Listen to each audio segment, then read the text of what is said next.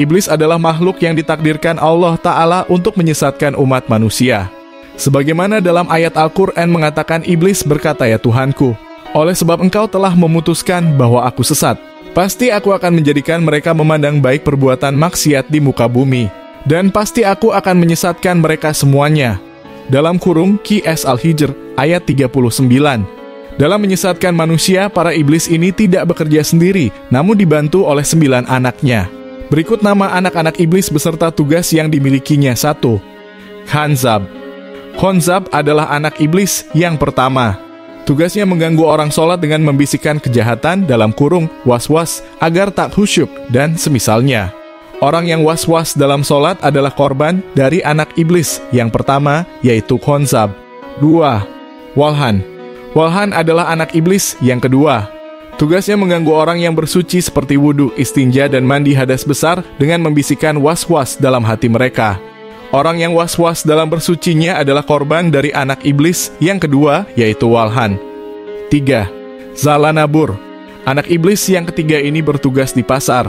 Zalanabur ini mengajak penjual berbuat curang, bersumpah palsu, memuji barang dagangan, dan lain-lain. 4. Awar.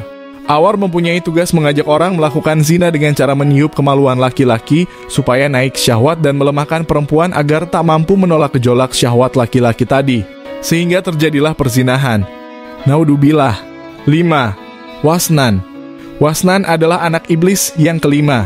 Tugasnya menggoda orang yang ingin berbuat baik seperti sholat, belajar, dan sebagainya untuk tidur atau malas dengan cara memberatkan kepala dan kelopak mata seseorang, sehingga kepala dan mata terasa berat serta sangat mengantuk pun memberikan kesegaran terhadap seseorang yang ingin melakukan kejahatan. Ketika kita mengantuk dalam ibadah atau belajar dan semangat dalam kejahatan, kita sudah menjadi korban anak iblis yang bernama Wasnan. 6. Tabar. Tabar adalah anak iblis yang keenam yang bertugas mengajak orang yang terkena musibah untuk menjerit, menampar pipi, dan perbuatan-perbuatan lainnya yang menunjukkan ketidaksabaran atas musibah yang menimpa. 7. Dasim. Dasim adalah anak iblis yang ketujuh. Tugasnya antara lain ikut makan ketika seseorang tidak membaca basmalah, ikut masuk ke dalam rumah ketika tak baca basmalah, dan saat Dasim sudah di dalam, dialah yang akan mengadu domba suami istri yang dapat menimbulkan perceraian. Solusinya supaya tak didalangi Dasim untuk bercerai adalah dengan membaca basmalah ketika suami atau istri masuk rumah. Ikut tidur satu kasur apabila tak baca basmalah saat hendak tidur. Ikut memakai pakaian seseorang apabila tidak dilipat ataupun tak membaca basmalah ketika meletakkan pakaiannya. Ketika pakaian tak dilipat dan tak baca basmalah saat meletakkannya, maka Dasim akan ikut memakai pakaian kita sehingga pakaian kita akan mudah terlihat jelek. 8. Matun. Matun adalah anak iblis yang tugasnya mengajak orang berbohong. 9. Abyad. Abyad memiliki tugas menggoda para ustadz dan dai.